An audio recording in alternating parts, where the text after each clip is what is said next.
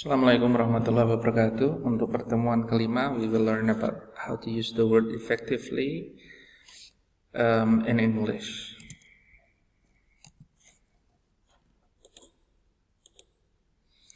Oke, setelah kalian mampu untuk membuat menulis bahasa Inggris yang baik, tahapan berikutnya adalah bagaimana kalian menggunakan kata-kata, menggunakan bahasa itu dengan efektif.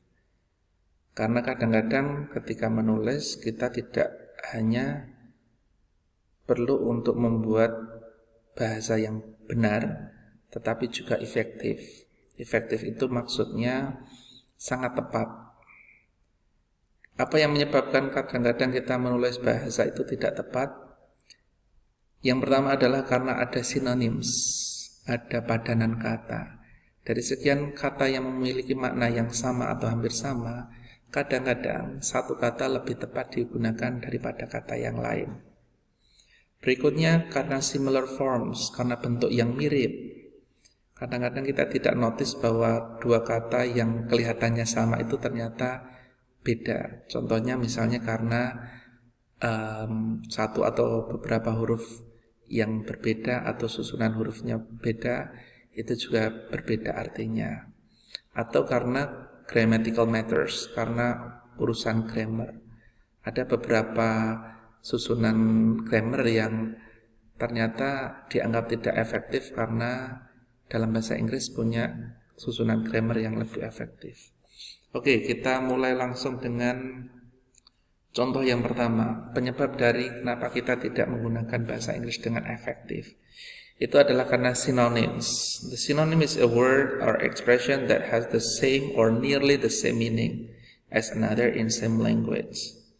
Nah, karena ini adalah dua kata atau lebih yang punya makna sama atau hampir sama, maka ada kemungkinan bahwa a word is more appropriate to use than other words.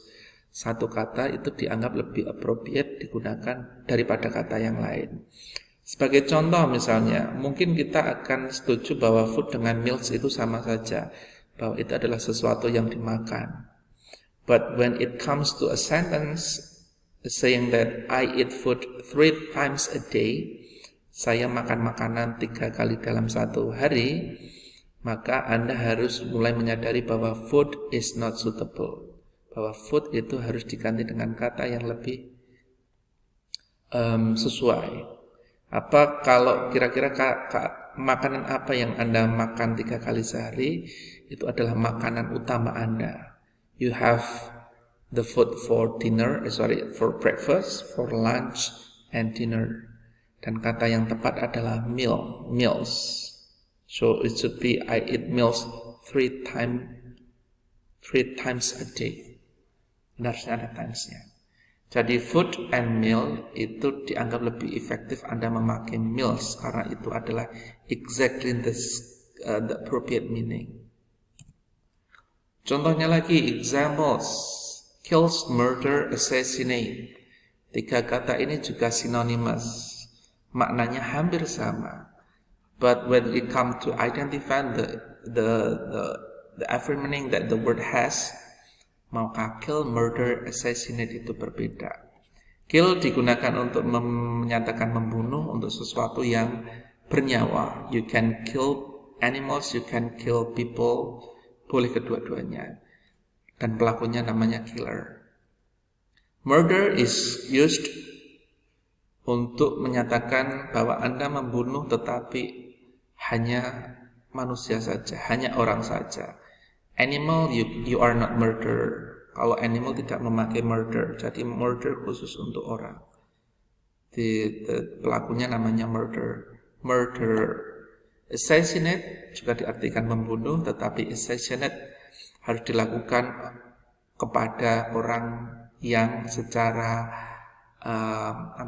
secara sosial itu terkenal.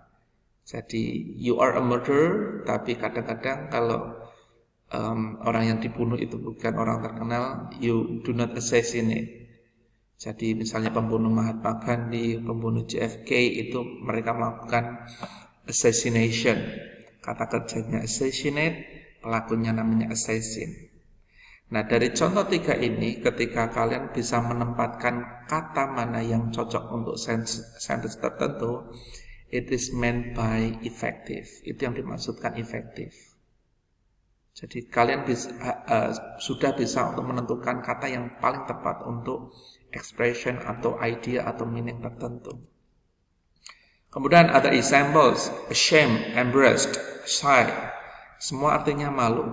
Tapi kalau kamu cek di dictionary, misalnya Oxford atau Cambridge Dictionary, tiga-tiga ini kemungkinan punya makna yang sedikit berbeda atau makna yang lebih cocok untuk mana tertentu daripada kata yang lain. Scared atau frightened artinya takut. Itu mungkin bisa jadi juga sinonimus yang punya makna yang sedikit berbeda. Nah, salah satu saran saya untuk mencari tahu maknanya adalah dengan mengkonsult dengan dictionary Cambridge atau Oxford. Oke, ini adalah contoh terakhir. Ini yang saya sebut sebagai similar form.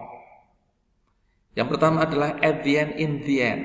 Kadang-kadang kalian menggunakan at the end sama in the end itu interchangeably. Suka-suka kalian. Ternyata kalau kita cek ternyata artinya berbeda. At the end maksudnya adalah di bagian akhir, seperti at the end of the line. Kalau in the end itu artinya akhirnya, finally. In the end, they live happily. Itu berbeda. Kalau kalian menggunakan in the end sama at the end harus efektif, harus sesuai peruntukannya. Used to dengan is used to atau to be used to itu berbeda juga. Used to digunakan untuk menyatakan sesuatu yang artinya dahulu. Is used to atau to be used to digunakan untuk sesuatu yang biasanya Anda lakukan as your habit. I used to sell fruit for living. Saya dulu itu terbiasa untuk menjual buah untuk penghidupan saya. Kalau yang bawah, I'm used to sell fruit for living. Saya terbiasa menjual buah untuk penghidupan. Jadi di bawah tidak ada makna dulunya. Kemudian yang terakhir adalah loose dengan loose. Yang loose artinya longgar, terlalu besar. Loose artinya kalah. Kadang-kadang ada orang yang memakai double O, padahal itu artinya longgar, bukan kalah. The jeans become loose, I lose. Beda. Nah, ini adalah beberapa contoh yang kadang saya temukan ketika saya mendengarkan atau membaca tulisan mahasiswa. Dan mostly they are influenced by bahasa Indonesia, struktur dalam bahasa Indonesia.